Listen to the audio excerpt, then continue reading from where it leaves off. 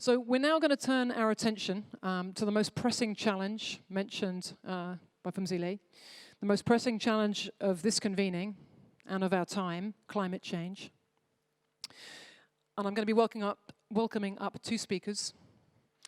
Christiana Figueres is another UN superwoman.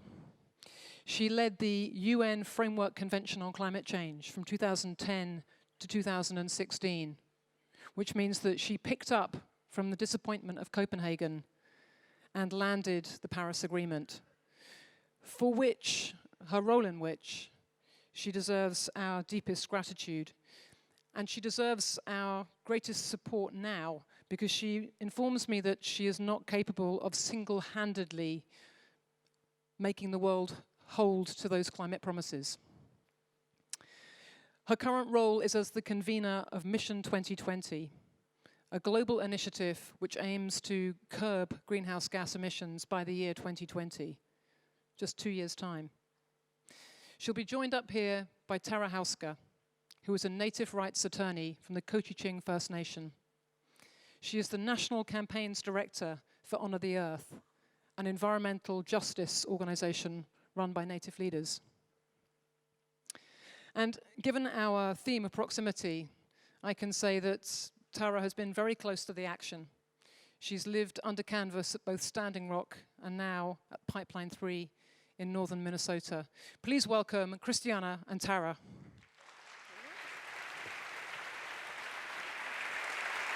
Yay.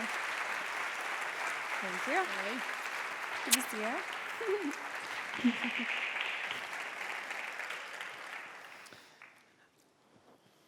So, proximity. We were thrillingly proximate to President Carter back there. We were. They sort of sat down and then realized he was just a touch away. Actually, we are too far away. We are. Let us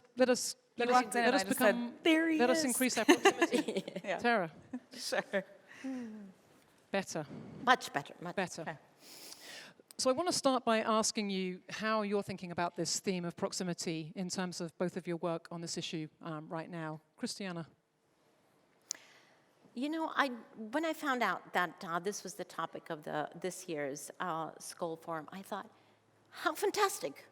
How fantastic, because that is exactly the contradiction that is in the public perception about climate. For me, climate is all about proximity. That is what it is. And in the public's eye, unfortunately, all too frequently, there is a sense that climate has absolutely no proximity, that there is no proximity in timing or in geography, that the effects are going to happen 100 years from now and has nothing to do with me, or that the effects are going to happen to, those who live over there, wherever over there is, Bangladesh, India. And nothing can be farther from the truth, because for one, climate is already affecting every single living being on this planet, whether we are aware of it or not. And that woman in Bangladesh or in this Sahel, how is she not my sister? How is she not my sister? So geographic proximity, dead. And the lack of timing proximity, also dead, right? Because to think that this is going to happen 100 years from now, no, it is happening now. And beyond that, yes, we know that it's going to get worse. That is the responsibility. The responsibility is precisely to avoid the worst impacts. Because I have 2 daughters, and they will have children, maybe. But it's not about my blood and kin, it's about all future generations. That is our responsibility. It's not to be sitting here as though we were little earthworms, right? I mean, those who say, okay, there's no proximity in climate change, are sort of having a little earthworm mentality. Earthworms are wonderful. They are actually created to live underground, but we were not created to live underground. We were created actually to stand up, and to stand up to our responsibility, to our legacy, to our solidarity. That is why we're human.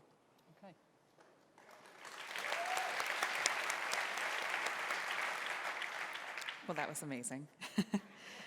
So the theme of proximity, as we've heard all these different amazing speakers present and tell their stories, to me I am not a statistic. My people are not statistics. We have this tendency to displace and say it's over there somewhere, just like you're saying. The 1 in 2 Native women are sexually assaulted in her lifetime. You know, you look at something like that and, that's 3. 1 in 2. They've 1 in actually 2. upped. It's gotten worse. The problem has gotten worse. It was 1 in 3 and now it's 1 in 2. That's appalling. It's an appalling statistic, but it's not a statistic, it's a reality. You know, it's a reality of somebody that I know. It's someone that I recognize and see. It is that Indigenous peoples are impacted first and worst by climate change. It's happening somewhere else. No, it's happening to our communities. It's this understanding that we are all in this together, that my problems are your problems, that the problems of this community that's not my own is still my community. We are all connected. It is what we saw at the resistance at Standing Rock. It's what we're seeing at the resistance happening against the Trans Mountain Pipeline, which just got suspended. Amazing, amazing organizing.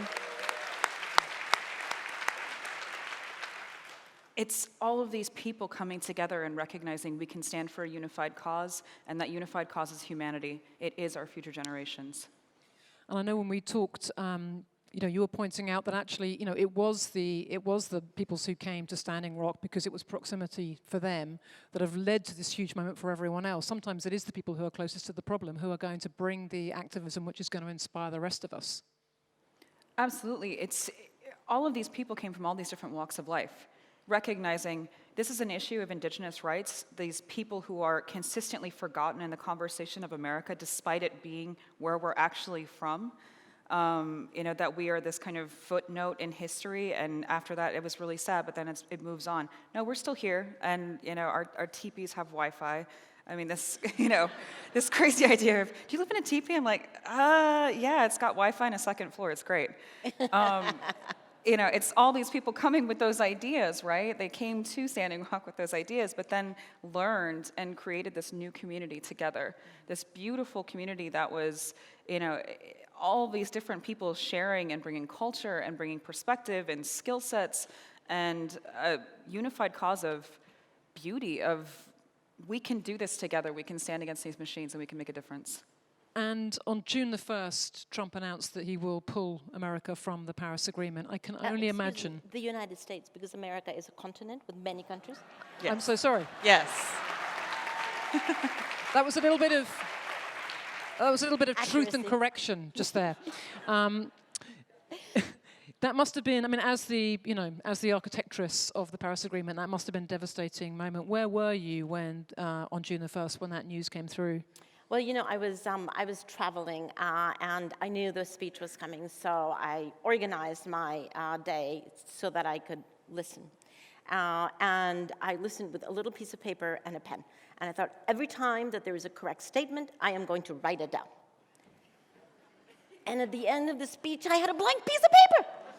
And I thought, oh my gosh, okay, this is the head of arguably the most important country in the world standing up there in front of all of the cameras in the world, and there is not one correct statement in that entire speech.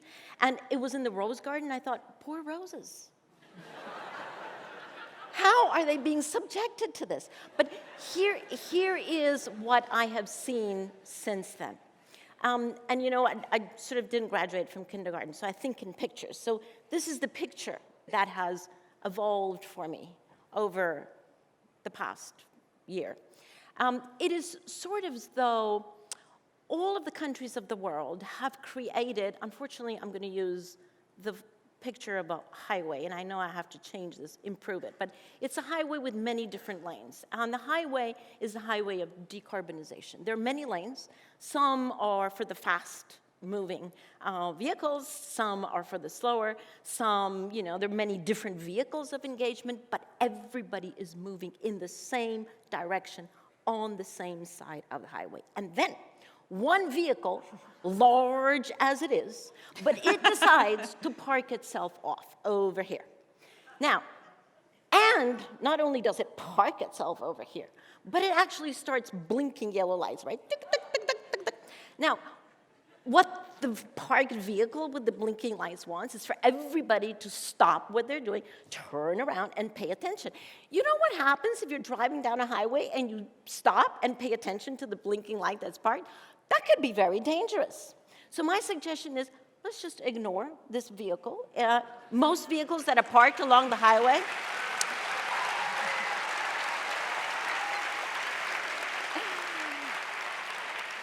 the fact is that most vehicles that are parked on the highway, and particularly if they have blinking lights, they're in some kind of a trouble. So, let them deal with that.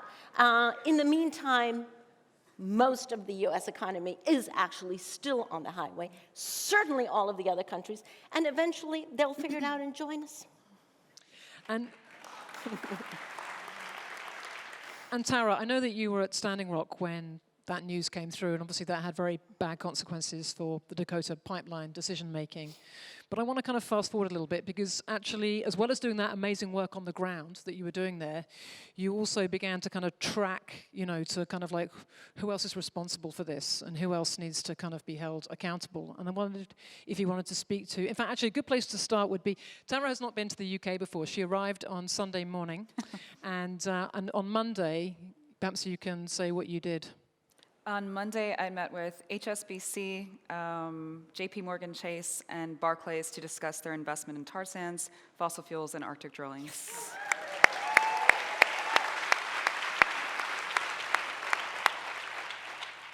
And you've had extraordinary journey, and I know it began with some Sami people who were with you at Standing Rock, who sort of said, come to Norway and talk to our banks.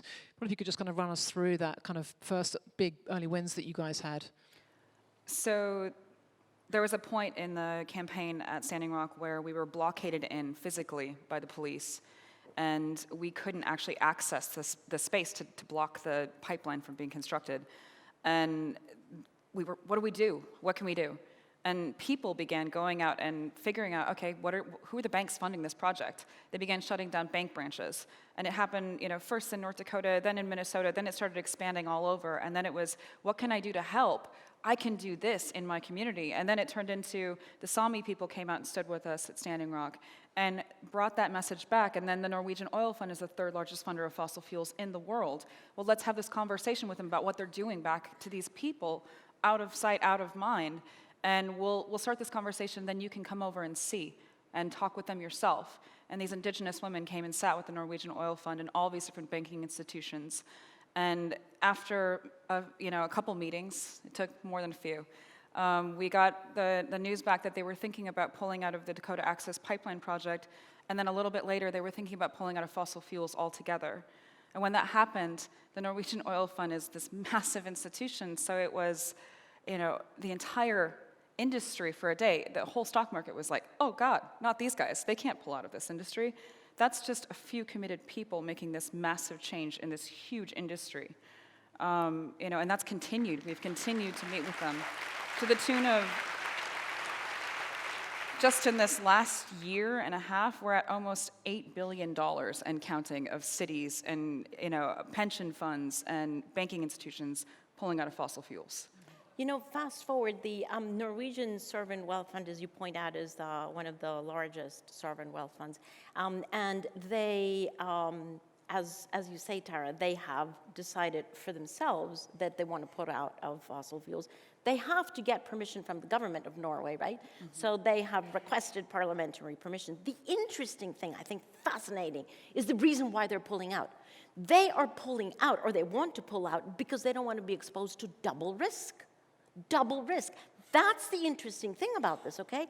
They have understood that their income comes from fossil fuels, risk number one, because we may be leaving quite a bit of that stuff underground. And then, of course, they can't afford to take the finance, the capital that comes, the profit that comes from that, and reinvest it into the same industry, because that would be a double risk. So just for the protection of their own, just for, frankly, fiduciary duty, thank heavens, finally being written large, fiduciary duty, and they, as well, they should see it that way. Now they're saying, okay, hold on, our funding comes, our benefits and all our capital comes from oil and gas, but we cannot afford a double risk. That's very important, right? Because it is the financial arguments that are actually going to win this battle on divesting over to not just lower carbon, lower risk. That's the whole point. And does it give you hope? We have to hit them in the pocketbooks and not in their hearts, right? We can't appeal to their morality, but when you talk about their money, then it's, oh my goodness, I'm so upset. Like, I have to do something about this. You know, you sit in these That's kind of their job. You sit them in these meetings with bankers, and I get to talk with them about the Trans Mountain Pipeline being suspended, and their faces were so sad for just a moment. But then you tell them about this horrible cultural genocide that's happening from these projects, and they're like, that seems like a really serious issue. You know, you're like, okay, here's your interests.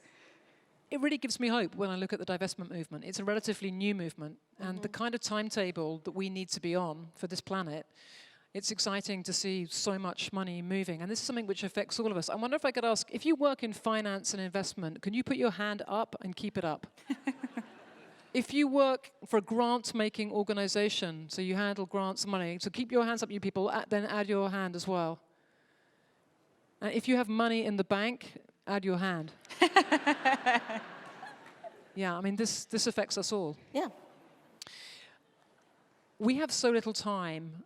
I might ask if we can overrun by even just a couple of minutes. We have 3 minutes left. I have so much that we need to kind of speak about, but I'm going to move us on again.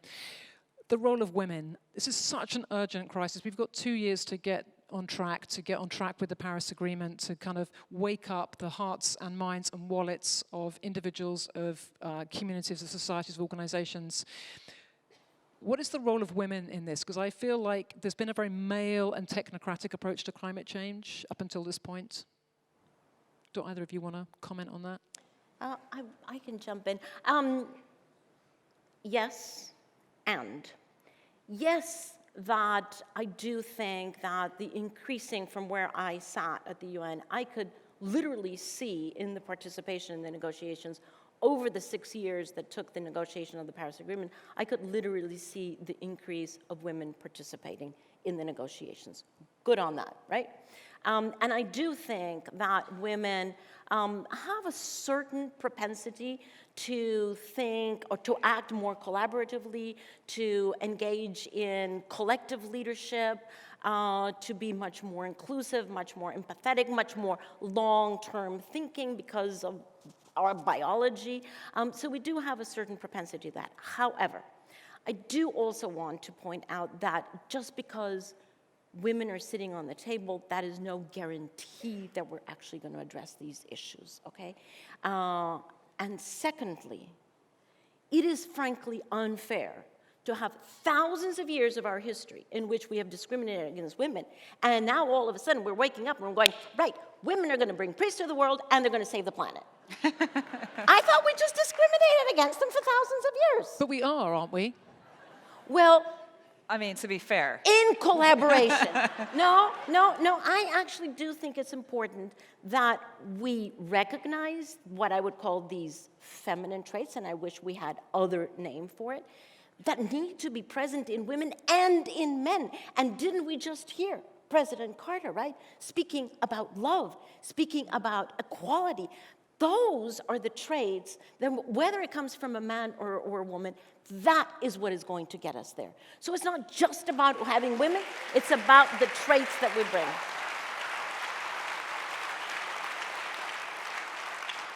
I would say that in terms of organizing on the ground and within communities, women are the backbone of the movement. Whether it is the environment, social justice, all of these different places, you're seeing women who do these things so often selflessly and without needing to stand up in front and take the microphone and be that person. You know, a story I like to look back to is when they first started bringing in the machines in North Dakota. And they were like, what do we do? There was all these people standing there, just a little group of people. What do we do? And they're all arguing, and all these men were all, you know, doing their thing. These 4 women just jumped the fences and just went in front and stood in front of the machines. Like, that's how simple it was. It was like, all right, I'm done with this. We're going to go do that. Because this is happening right now. We have a duty to our future generations. Yeah, we do. Like, this is real, and we cannot sit there waiting. We have to actually assert ourselves, and whether it's behind the scenes doing all of the organizing, whether it's being supportive and feeding people as they're doing this difficult work, women are asserting themselves in a way that I think is really powerful and so needed at this time in history. Totally agree. And men need to be there also. Yes. At the front line. With the time that we don't have left, what I'd like to do is this is the beginning of the amazing Skoll World Forum, and over the next 2-3 days, all these incredible people who've come from all over the world are going to be in session with each other, in conversation. What do you want to implant in their hearts and their minds that will be in conversation over the course of the conference, and that they will take home with them back to their workplaces, back to their places of worship, back to their schools, back to their homes? What do you want to charge this conference with? What is their responsibility? You can go first. I would like to burst the bubble that addressing climate change is somebody else's responsibility, right? I think we need to all jump over that fence and get there right in front of that machinery. So what does that look like for all of us? Let me say 4 things, perhaps. If you are still eating meat every day, you are advocating your responsibility. Simple as that. Do I hear about Somebody agrees with you. But I think many people agree with you. If you are using your own gas-guzzling vehicle to get to and from everywhere you go on your own, you are abdicating your responsibility. If you are, to pick up Tara's point, if you are managing funds or if you have your disposable capital and any of that is invested in high carbon, you are advocating responsibility. Find out where your money is. Do not abdicate that responsibility. And finally, for all of us who have the privilege of living in countries with democratic countries, because not everybody has a democratic system, if you are not actively advocating and voting for political leaders that act on climate change, you're not just advocating responsibility, you are complicit to a crime.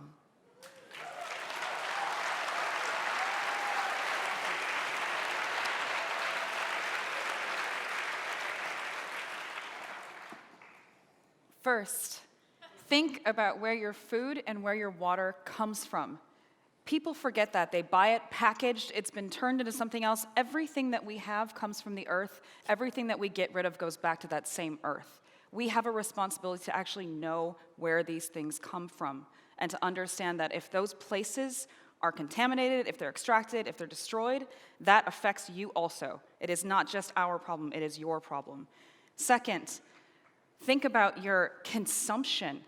How much do you really need? How much do we all need to actually survive? Our consumption rate is so out of control in westernized society. It is amazing how people just continually think that buying things will fill that soul, that it'll make you happy. That is not what happiness is. That will never, ever make you fully happy. So consumption is out of control. Third, wake up and look at what's happening around you. Not only in your environment and spending time with actually, oh, there's the sun and there's trees and there's the world. Actually spend time and think, what is happening in my local governance system? Who's sitting on the school board? Who is teaching my children?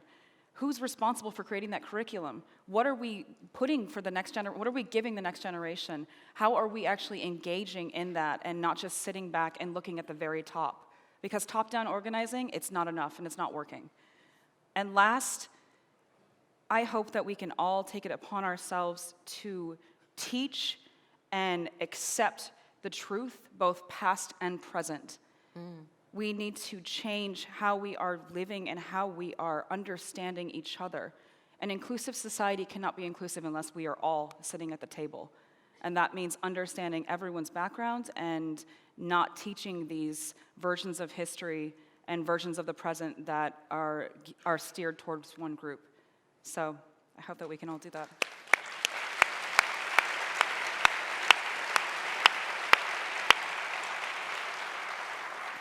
Thank you. Are you going to behind. close? We are. Can I do 30 seconds? You may. We've spoken about the role of men and women, but I just truly cannot be up here without asking everyone to thank an extraordinary man without whose commitment and vision none of us would be here, and frankly, the good impact on the world would be very, very diminished. Jeff Skoll. Can you stand for Jeff?